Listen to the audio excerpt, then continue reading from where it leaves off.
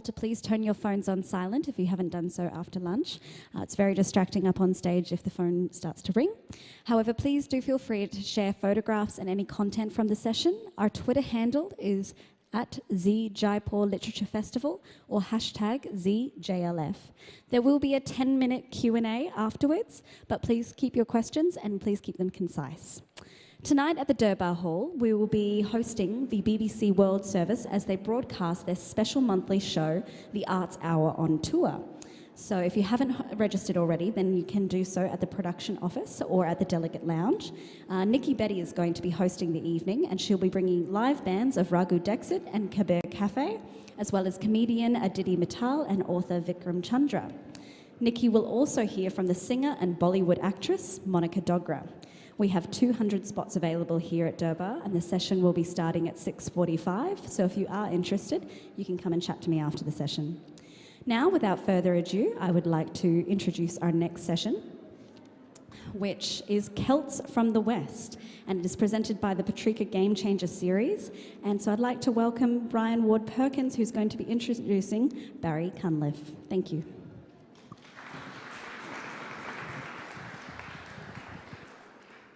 Thank you all and welcome.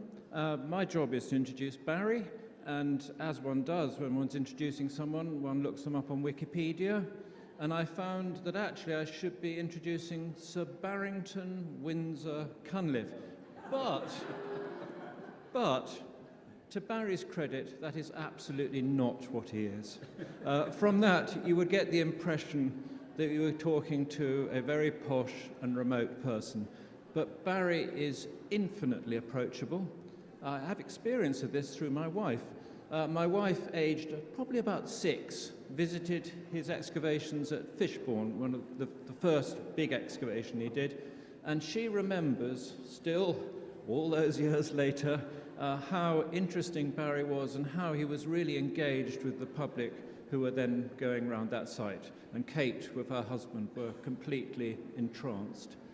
Barry is a very good publicist for archaeology. He's an indefatigable archaeologist. I just feel tired knowing all the things he's done and all the books he's written. But he's also a very good communicator of it to the wider public, because he knows how to make a hand axe or a piece of pot actually speak about the people who did those things. And any of you who attended his talk about the steppe will have already witnessed a tour de force which mixed geographical determinism with ecological change and with human endeavour. So I'm sure we're in for a treat. So I now pass over to Barry. Thank you very much.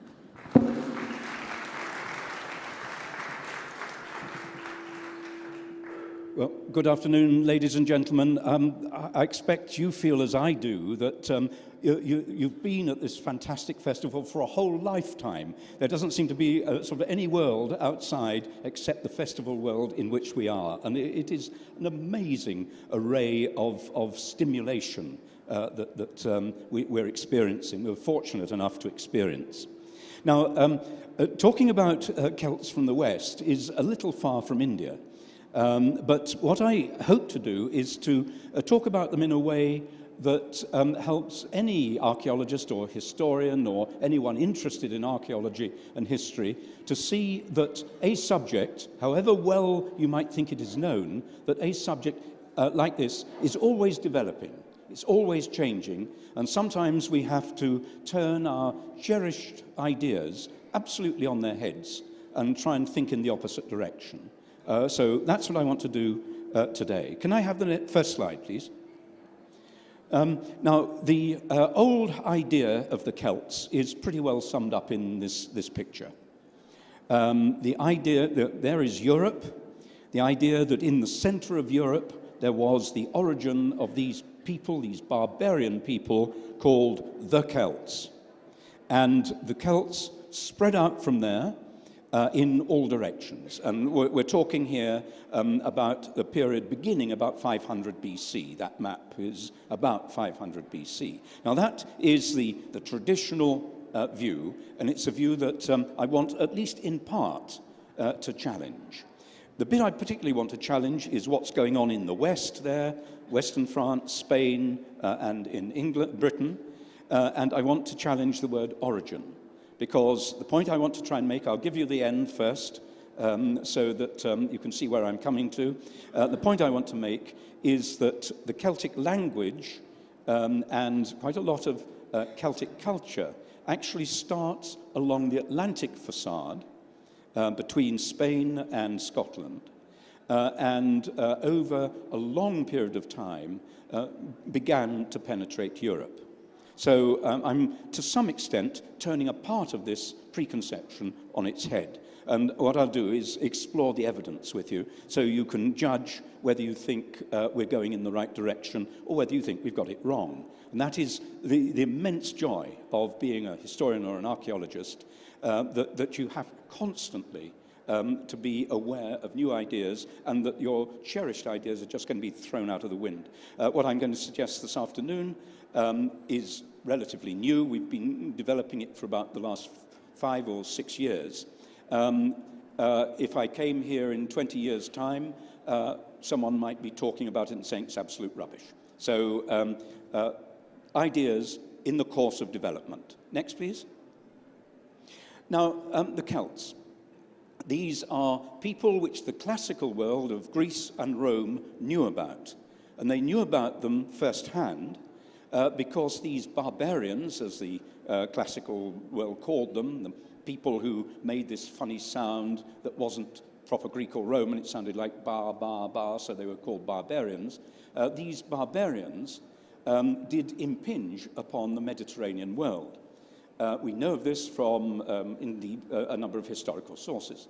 One group, somewhere about 400 BC, passed through the Alps into the northern part of Italy, Po Valley, and then and settled there, and then through the Apennines and attacked the nascent Rome. They actually attacked Rome itself around about 390 BC and besieged it and destroyed a bit of it. So the classical world knew about these Celts because it confronted them in battle. And here they are depicted in a couple of classical pieces. The top piece is a temple relief from northern Italy, and it shows a number of Celts running away with loot, having pillaged a temple. And then the bottom one is a sarcophagus, a Roman sarcophagus, showing a battle between the Romans and the Celts. And the Celts are being trampled underfoot, as all barbarians should be by Romans, of course, in the Roman eyes. The Roman is trampling down the barbarian. And there you see the Celts being trampled by the Roman cavalry. So this reminds us that the Romans really knew about these people. And they depict them as other. They were different. They were not like us, civilized, Roman or Greek. They were different. So they depict them with fuzzy hair. We know from descriptions Celts rubbed lime in their hair to make it stick up, so they were fiercer in battle. And they had drooping moustaches. They wore gold torques around their necks. Quite often they went naked into battle. You can see that there. One of those Celts, the top right-hand Celt, is going naked into battle, and he's got the torque around his neck, and he's holding just his shield. And some of those being trampled down and naked in battle. So the Celt was different from the classical world. The classical world was fascinated by these northern barbarians and gives us very, very good descriptions of them. Next, please. Probably the most evocative images of Celts are these two, which are, these are in fact Roman copies of statues which were put up in the city of Pergamon, which is on the west coast of what is now Turkey. The Celts had got into Turkey in the 270s and had settled near Ankara and were doing what Celts always did. They were pillaging the people around them. Every summer, they would go off on a raid, and they would raid all the Greek cities, or the Hellenistic cities, around the coast. And they would hold them to ransom, or sack them, or do something like that. And one city stood out, and that was Pergamon. And having beaten back the Celtic menace as they saw it, they put up this great triumphal monument. And on that triumphal monument were statues of Celts in battle dying. And these are two of them. This is the famous Dying Gaul, which is it's a much-travelled statue. Napoleon liked it and had it for a while, and it moved. The other is the Celtic chief committing suicide, having just killed his wife. Kills his wife, commits suicide. This is the vision that the classical world is trying to give of the noble savage. These are people who fought us, we've beaten them, but they have a nobility. And that nobility is something we respect. So the Celt is presented as other, but the Celt as a sort of noble savage. And this is quite interesting in how, across the world, one kind of people deal with another kind of people. They distinguish themselves. If you're not of our kind, you are other, and therefore we will give a caricature of you. And that's a little bit of what's going on here, a topos of Celticness, Celt as other. Next, please. And then, of course, we have a huge amount of archaeological evidence which we can latch on to these classical descriptions. Top right is a helmet from Romania. And you see it's got a bird on the top of the helmet. Now, one of the classical writers, Diodorus Siculus, tells us that the Celts went into battle with helmets on their heads, and they all had projections on the helmets. Sometimes they were great horns, sometimes they were boars, sometimes they were birds, they said. And there is the archaeological evidence for one of these. That is a most remarkable helmet. The bird has got a fierce pair of red eyes and stares at you from the top of the helmet. And if you put this helmet on and ran at your enemy in battle, the wings of the bird would flap up and down. So imagine that coming at you, wielding a sword and a shield. So we can really picture these people. They also had these war trumpets called the carnix. There's one drawn there, and the classical writers say they blow into these trumpets and create a raucous noise which suits the battle of war. And one Roman writer who's facing them says it's almost as though the whole land is caught up in that roar. So they're making noise, they're running into battle, making a great deal of noise, blowing into these trumpets.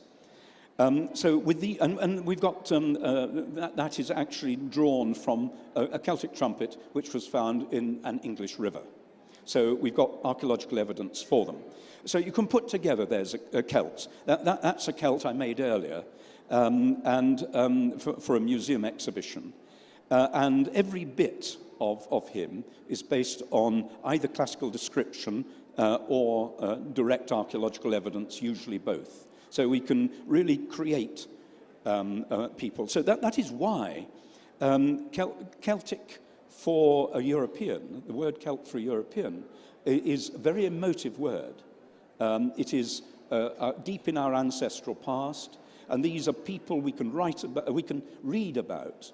And later on, of course, when people like Julius Caesar were facing Celtic peoples, they were talking about actual individuals, the great kings like Vercingetorix, who stood up against the Romans, or Queen Boudica in Britain, who stood up against the Romans. So we've got war heroes as well. And that is why they are very, very important to us emotionally in Europe. And they've been manipulated by politicians throughout time. And the idea of the Celt is still being manipulated by politicians. One of the most recent manipulations was the whole idea of the European common market and the pro-European politicians setting up the European Union kept on referring to the Celts, the first great nation of Europe. They weren't a great nation of Europe, and it's much more complicated than that. But as an image, it's powerful.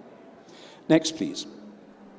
Now, how did people think about the Celts?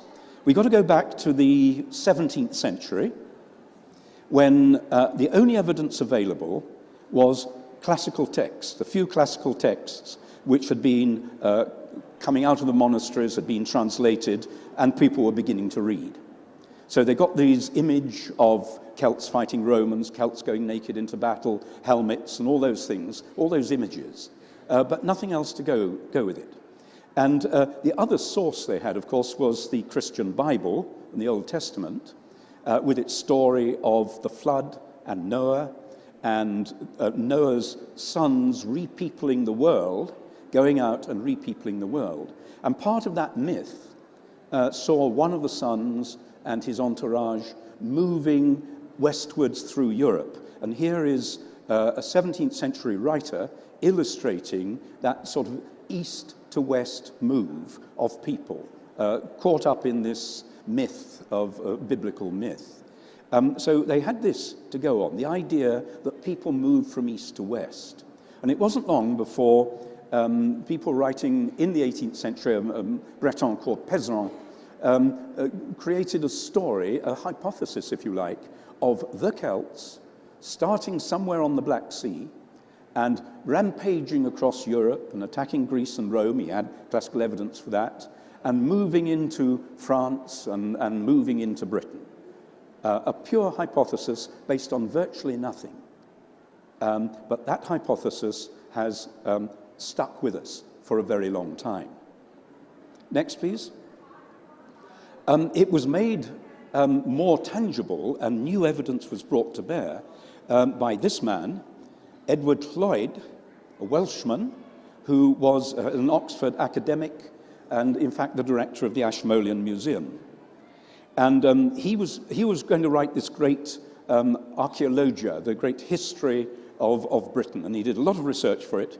And one of the bits of research he did was to travel widely, difficult thing to do at the beginning of the 18th century, travel widely in Scotland, in Wales, in Ireland, in Cornwall, in Brittany, and collect old languages, collect together the native languages, because this he saw as part of the antiquity of Britain. And what he found was this amazing thing, that the languages of those areas, Brittany, Cornwall, Wales, Ireland, Scotland, were very, very similar. And he published this great work, the Glossography, which was a word list and grammars of this language.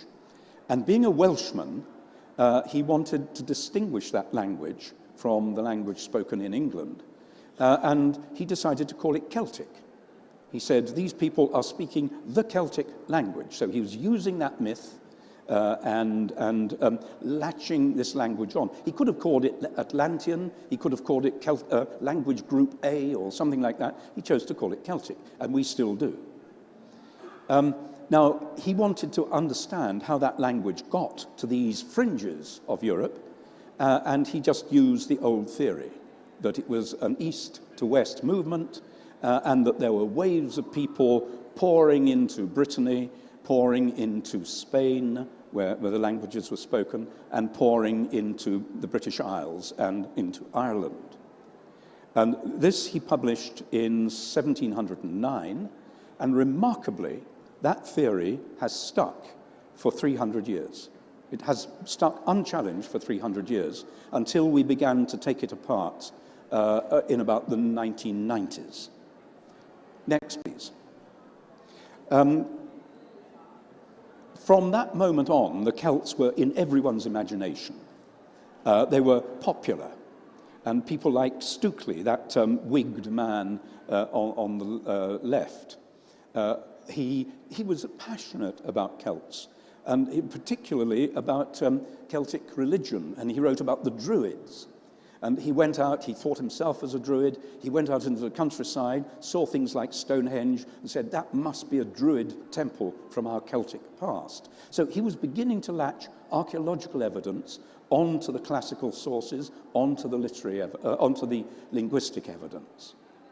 And then you've got those two great Frenchmen there, Elsat de la Ville Marquée, the top one, who went into the Breton countryside and collected together these wonderful old legends and songs of the Bretons, sung and spoken in the Celtic language. and said that these are our Celtic heritage, our Celtic tradition, and it's something that we have to revere. And the man below is Renan, who's another Breton, who wrote about the nature, the Celtic nature, and romanticized Celts. They were doing it for nationalistic reasons, because the Bretons were being trampled by the French. They were part of France, of course. They were being trampled by the French. And what they were saying is, we are not French. We are Breton. We are Celtic. We are different from the nation-state of France. And that, of course, spread to the British Isles, with the Welsh distinguishing themselves, the Irish and the Scots distinguishing themselves from the mere English. So it became a very powerful force for nationalism. The Galicians in northwestern Spain are still doing it and are using it to very good political effect, their Celtic nature. So a very powerful Celtic image, political image now comes in. Next, please.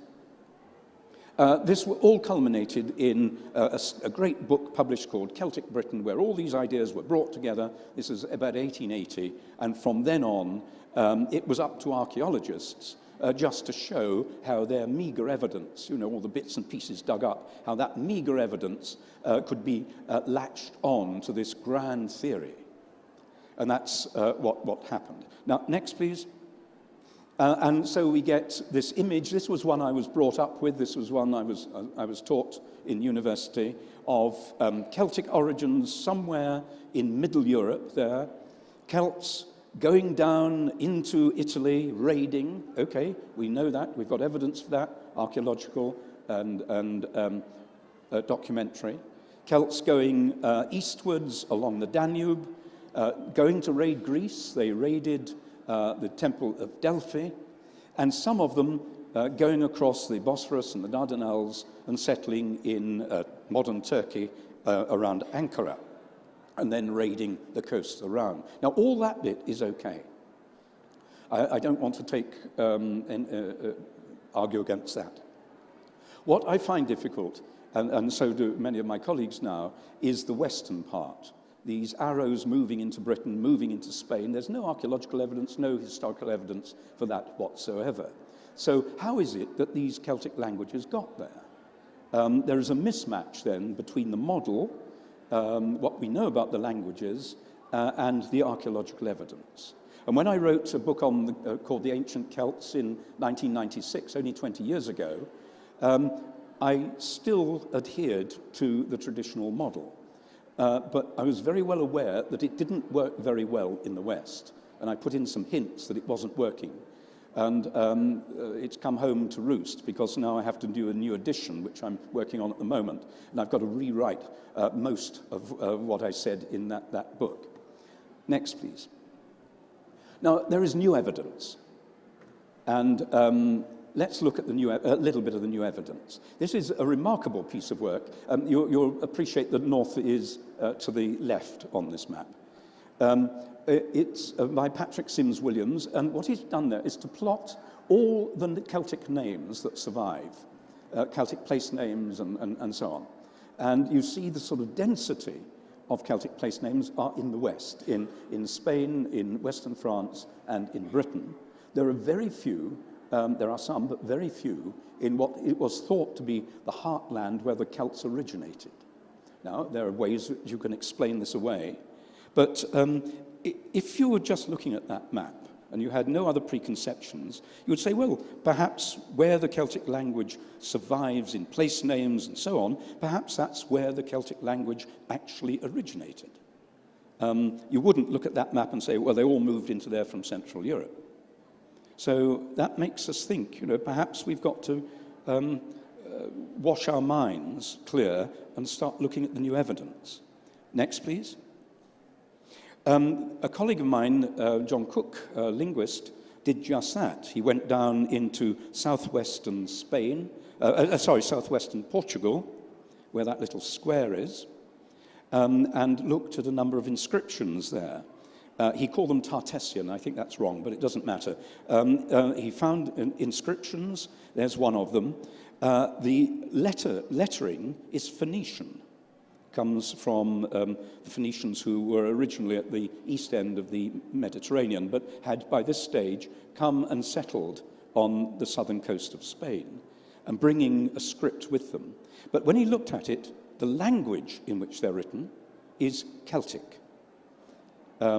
Celtic speakers didn't have a script.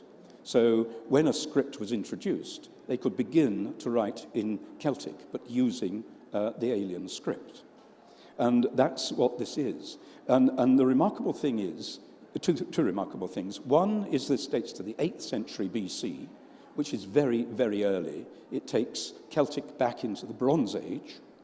And the other thing is that John pointed out that this is not just crude Celtic, this is a very developed form of Celtic. In other words, by the 8th century BC, Celtic had been spoken probably for hundreds and hundreds of years in the West.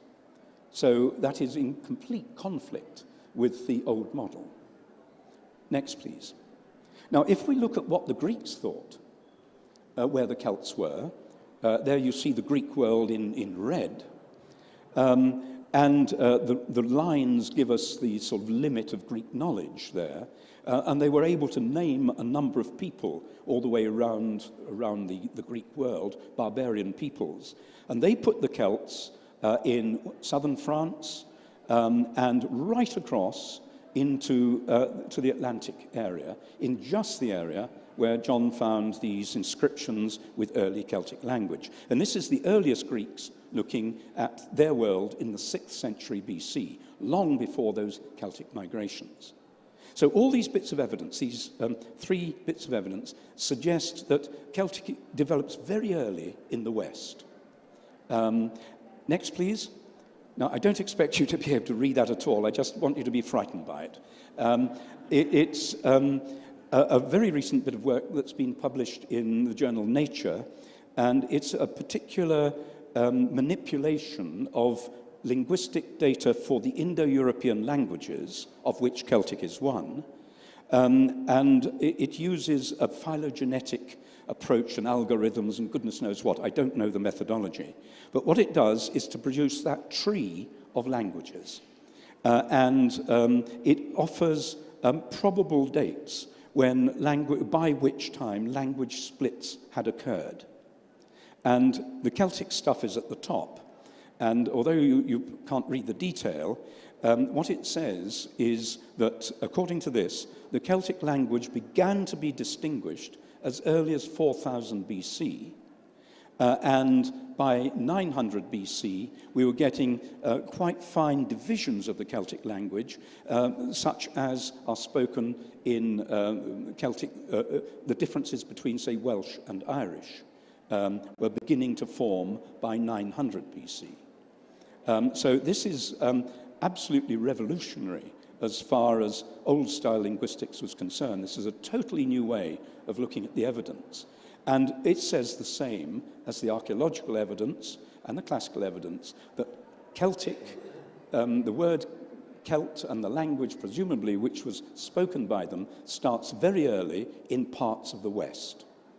And the hypothesis which we're now developing is that, in fact, the whole of the West was a zone of communication where Celtic developed as a lingua franca.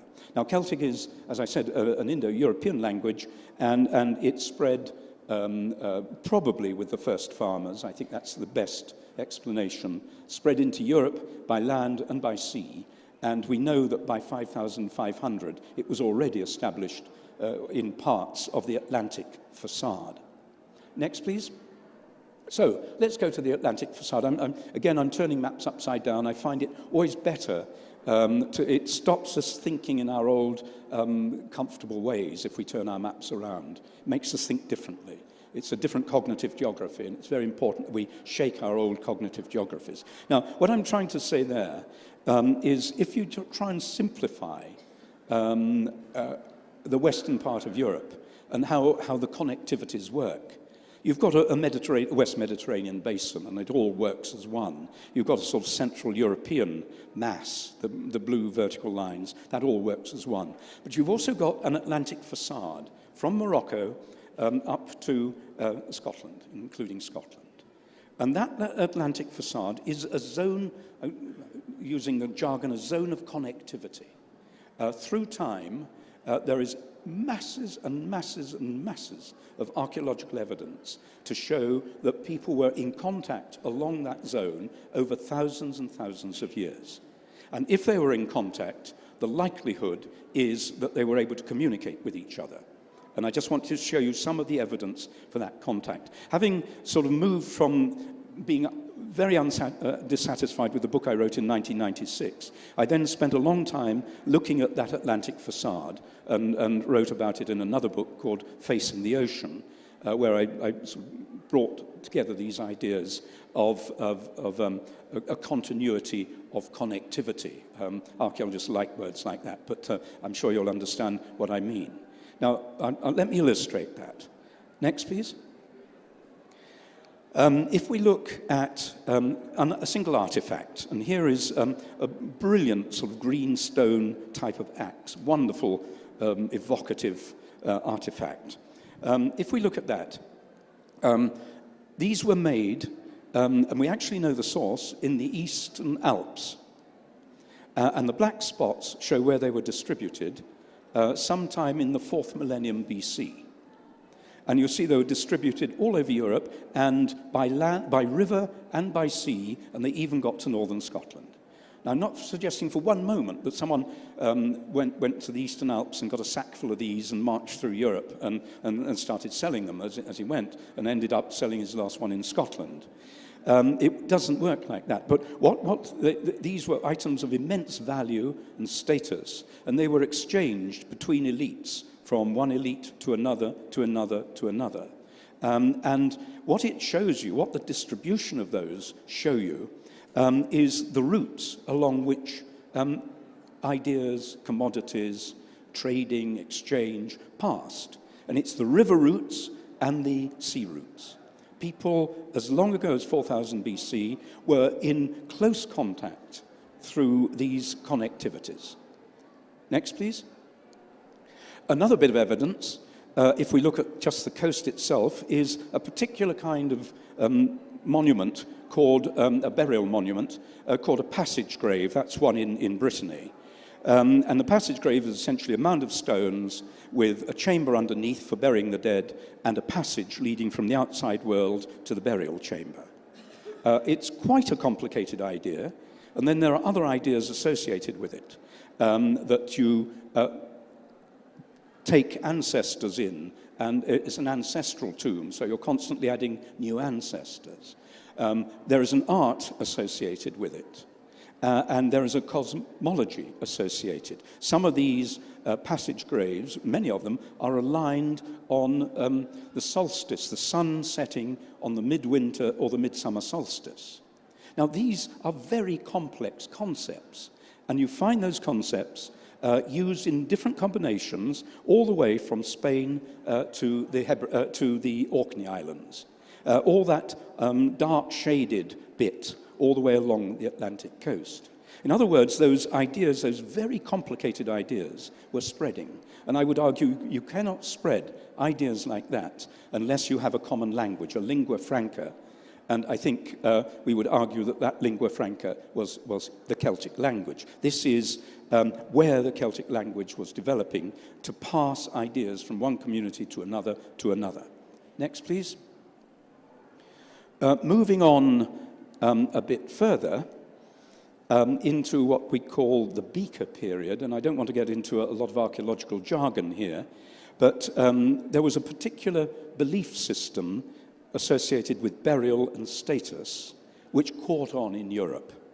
And it was manifest in the ground, in archaeology, by that kind of pot called a beaker. Particularly, the early ones were all decorated in much the same way and associated with items of status like arrows. These people were archers, knives of copper, first copper coming in at this stage, and that square stone, perforated stone, which is a wrist guard, which an archer would put on his wrist, there, to guard against the bowstring. And you get these things found together, and they are found extensively across Europe. And those are some of the sort of heartlands where they are found. And that spread, those ideas and the values associated with this is now single burial, the individual being honored, status being important, differences in status being recognized in grave goods and so on. This complex of ideas pass along the Atlantic sea routes, and you see some of the lines which archaeological evidence show us they passed. Now, the importance of this is that these people were also metal workers, the first copper workers, and associated with this spread of ideas was probably prospecting. The first copper mines to be worked in Ireland, in the southwest of Ireland, in about 2400 BC, were worked by beaker people. So here we've got not just the spread of ideas, but the spread of technologies, not just religious ideas, but the spread of technologies, and very probably the spread of people. And a lot of new evidence, DNA evidence, evidence of isotopes in teeth and so on, suggests that this was a period of maximum mobility when people moved over considerable distances. There is one man buried near Stonehenge called the Amesbury Archer, and his teeth have been studied, and the chemicals in them show that he grew up as a young person somewhere in southern Germany or Switzerland. And he must have moved during his lifetime right across there. So a lot of evidence of this kind of mobility. Next, please. Now, if we plot, and I've turned the maps upside down or on their sides, if we plot in the left-hand map where the beakers and the beaker ideas got to, it was patchy across Europe. These ideas spread along rivers, they spread along communication routes, people spread with them, and you see the distribution of beaker sort of culture, as it were.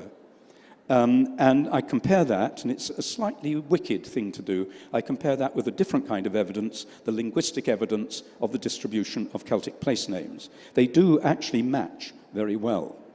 And I wouldn't use that as evidence, but that they do match, I think is possibly significant.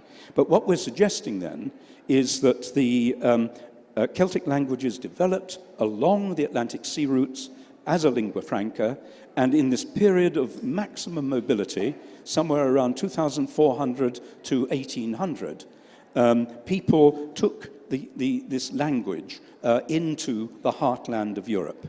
And that's how Celtic language spread to the extent to which Patrick Sims Williams was able to map it through surviving place names. It's consistent with certain sets of evidence. Next, please. And now, of course, this system of contact along the Atlantic continued. It didn't stop with the beakers. This is a situation about 1000 BC, and it plots some of the items of the feast.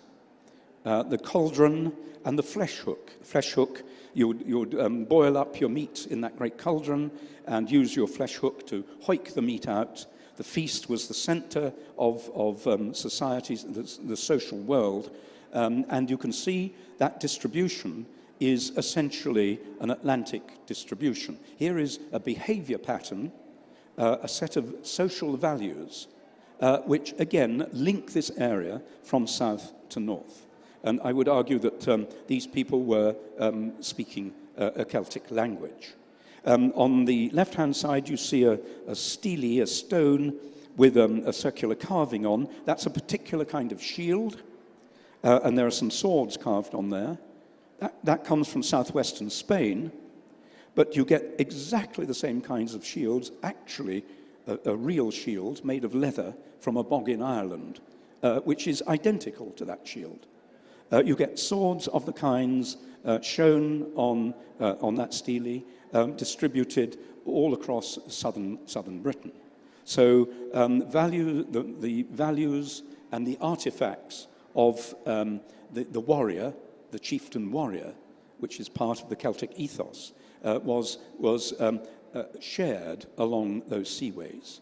So until about 1000 BC, everything cohered to routes, these navigational routes that allowed people to exchange ideas time and time and time and time again, sometimes with short-haul moves from port to port, sometimes with long-haul trading moves or social moves. Next, please. It started to come apart about 900. I think my map says 800 BC, but there's been new archaeological evidence since that map was drawn 2 years ago. You see in the southern part of the Mediterranean, there is a red line. If you're looking at the left-hand map, there is a red line, and that shows the sphere of Phoenician influence. I mentioned the Phoenicians coming from the east end of the Mediterranean. And what the Phoenicians do, they're very keen on metals, so they take over the metal-producing areas of the Atlantic. And they bring that whole Atlantic bit into the Mediterranean sphere. And that's about 900 BC. And from then on, the whole of this system, the Atlantic system, is fractured. The southern part now belongs to the Mediterranean. And it is just this time that we see the first break in types of Celtic language. The type of Celtic language in Spain and the type of Celtic language in England and Britain and France they are different. And according to that frightening diagram I showed you earlier, that difference happens at exactly this time, about 900 BC. So you're getting the divide of Celtic into different sorts. And then take the other map. I don't want to go into that in too much detail, but you see the divide between Scotland and Ireland on one hand, and Great Britain and France on the other. That is an archaeological divide. We can recognize that. Communities are no longer engaging in these connectivities that we talked about. They are now not connecting with each other. And this is the time when we get another divide in the Celtic language between the Celtic language which is spoken in the West, which is called Q Celtic, is a particular kind of Celtic, and that's spoken in the rest of it in France and Britain, which is P Celtic. So what these maps do is to show that we can actually map historical and archaeological evidence onto the development of the Celtic language, which is supported by those new surveys, computer manipulation of the data, which I mentioned were published in Nature. So we're bringing together, for the first time, evidence which is mutually supporting. Next, please. So, we started with a slide that showed Celts originating in the center of Europe. I suggest that this is a much more accurate representation of what we now know, that the whole idea that the language and the value systems of Celtic started in that bright yellow area as long ago as 4000 BC and developed over thousands and thousands of years. And at one stage during that, there was a movement in this Beaker period, and the language spread into Central Europe. From then on, of course, the story, the old story, which we're familiar with, continues. Somewhere about 500 BC, these Celts in Central Europe, because of population pressures, because I think of climatic change, they had to thin themselves down. And this was the beginning of the great Celtic migrations, which led the Celts down into Italy and led the Celts to rampage through Eastern Europe, down into Greece, across into Asia Minor. So it's a different story of a beginning, and it takes the Celts much, much further back in terms of the development of European society. Last slide, please. And there I've tried to sum it up in words. I would see sort of four major stages. First of all, this beginning of connectivity along the sea routes. Then this period of great mobility with the development of people going out and hunting new raw materials like copper and tin and gold and amber and things like that, real movements of people, and then this period of consolidation, and then gradually the fragmentation. So there's my sales pitch. As I say, if I'm invited back in 20 years' time, I might tell you a rather different story, but I don't think it would be very different. I think it would be nuanced. I would hope it would be nuanced, but I think we've got it right. And this has all kinds of political ramifications. And it wouldn't surprise you if I said that the people who object to this very much, this theory, are the Germans. They don't like it because it takes Celtic origins away from Germany. The people who love it are the English and the French and the Spanish, because it gives them new roots in the past. And originally, when we were beginning to dismember the old views, we got a lot of rude letters from nationalists, Scottish nationalists, Welsh nationalists, and Irish, saying these wicked archaeologists are trying to take away our heritage, trying to take away our past. We said, we're not doing that. What we're doing is, in fact, giving you a much deeper heritage. You are not descended from a load of drunken Germans who just rushed across the channel to rape and pillage. Your ancestry goes back much deeper. Your culture goes back deeper, and your language, which many of you still speak, goes back deeper. And one of my particular prides, if I can be personal about this, is that two of my granddaughters actually speak Welsh as their first language. So I've got Celtic speakers in my family, only by marriage, I hasten to add, but I've got Celtic speakers in my family. And I take great pride in the fact that these fringe societies, which have been regarded as the sort of the dregs washing up on the edge of Europe, the Celtic fringe, it was often called, is in fact a great Celtic core. I hope I've convinced you. Thank you.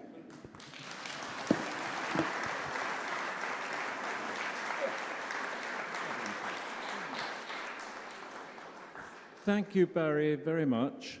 I was intrigued by Barry's fascination with the Celts, and in fact I met him in Oxford, and I assumed he was Welsh. Barry Cunliffe, good Welsh name, but actually he's an Anglo-Saxon. So when he's, as it were, talking about the deep roots of Celtic culture and the importance of that for the politics of modern Europe, he's not actually banging a drum for his own people. It's a more dispassionate view. We've got time for some questions, but before I open it to the floor, there is a question sent in by Gaurav Sharma, who won a Patrika Game Changer Series Ask a Question contest winner. He's the contest winner of this. And his question is really straightforward for Barry. He will have no problem answering this simple question. The question is, which is the more important influencer? Culture influencing writing, or writing influencing culture?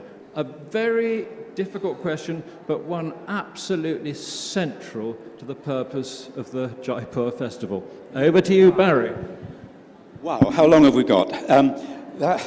That's a fantastic question. Wherever you are, thank you very much for asking it. I think I would take writing out of that, because writing comes late. Celtic, if we just take the Celtic example, Celts had a rich oral tradition long before they could write. And it's the oral traditions that I think are important. And I think the oral traditions grow out of culture, but they enhance culture, they feed back into culture. So I see this as a symbiosis between developing culture and developing oral traditions. And if we are lucky, sometimes those oral traditions are written down. Homer, of course, writing down some oral traditions going way back before his time. And in the Celtic world, we've got exactly the same. We've got a whole series of wonderful epics, the Toyn, which is an Irish epic, is a great story of bravery and chieftains and druids and magic and everything, full of good advice for living. And this was undoubtedly an epic which was told and told. And there are examples still of Irish storytellers going from house to house, being invited in, sitting by the fire, and friends and relatives come round and listen to the story. And I think that's what we get first, the epic and the culture. And these two interact, and the Táin, I think, is a very good example of that, because it wasn't written down. It represents society going right back into the prehistoric period, but it wasn't written down until about the 9th or 10th century AD. It was written down by monks. And what people were puzzled by, a lot of the words in it are about Viking things. Now, how do you explain that? Well, the Vikings had started to trade with Ireland by that time. So the storytellers were moderating their stories, which go thousands, hundreds of years back, and telling the same stories, but integrating them with modern artifacts of everyday life. So the story changes and evolves and evolves. And that's the nature of these great oral traditions. And there are, I have another colleague who, in the context of where we are now, who is making very interesting comparisons between the oral traditions of India, the oral traditions of Greece, and the oral traditions of the Celtic world, and relating them back to Indo-European origins and Indo-European belief systems. So I've given a complicated answer to an even more complicated question. Thank you, Barry. So now we can take some questions from the floor, and we will start with the lady at the front here. Just a very quick one. If Tartessian was not the name of the language that these inscriptions were on, what was the language? Well, the language is the language we now call Celtic. The reason that John called the inscriptions Tartessian is because the name Tartessos was associated with not exactly that era, but the era next to it. And I think he was slightly wrong in using that. These people did have a tribal name, Cunites, but the language is a Celtic language, and he publishes these similarities between the language there, 8th century or earlier, and Celtic that was being spoken in France at the time of the Roman invasion, and even Celtic that is embedded in Old Irish. So it is a Celtic, an Atlantic language. And the second question here. That's Richard. Hello, Barry. Hello, Richard. The one thing you haven't mentioned, I don't think, is red hair. Ah, right. Is the red hair gene, does it map out along with the other evidence? Yes. Oh, no, I've kept off genetic evidence for a very good reason. But yes, you've mentioned the idea of the Celts being red-haired. There are similarities. It doesn't work terribly well, but there are genetic similarities that one can recognize along the whole of this Atlantic coast. We thought we'd understood it, but now people are working on ancient DNA, which is much more complicated. You can now find a burial of the Iron Age of this sort of period, and you can examine the DNA of that individual. And the techniques have only just been altered. They started off being used with great enthusiasm, and then people realized that the DNA that you were recognizing on a bone was the DNA of the last archaeologist who handled that bone. But now they've been able to screen out all of that and get back to the actual DNA of the person. And they've found a method of doing it very cheaply, or much more cheaply now. So we're just beginning to get these ancient DNA events come on stream. And I know of 4 major papers that are going to be published this year, which I think are going to be total game changers in our understanding of the mobility of populations through Europe.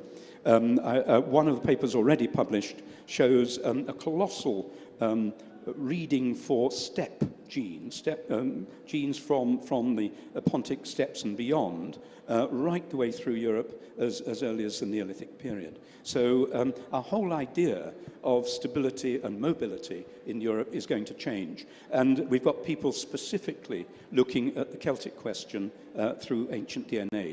I think probably this time next year, some of the results will be available. We're going to allow, I have a related red hair question. Yes, I'm going to allow you to ask a question. Thank you, thank you, Bryan. Hello. A few years ago, a lot of excitement about those red-haired Caucasians wearing tartan in the Rumchi and the Tarim Basin. Yeah. Are they Celts? No, no, you're quite right. I actually showed a photograph of one of them when I talked about the steppe, if any of you are here, from the Taklamakan Desert. From the Tarim Depression, these wonderfully preserved bodies dating to about 2000 BC. And as the speaker said, they had red hair and they were wearing sort of tartan-like cloth.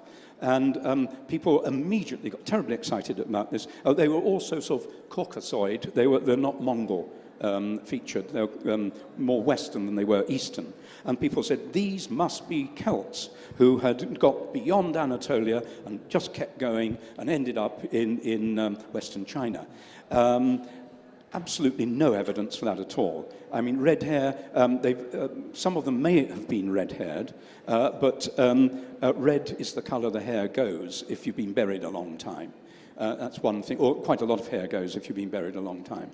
And tartan, well, it's just a natural weave that you can find just about anywhere in the world. It's what you do if you weave wool, coloured wool.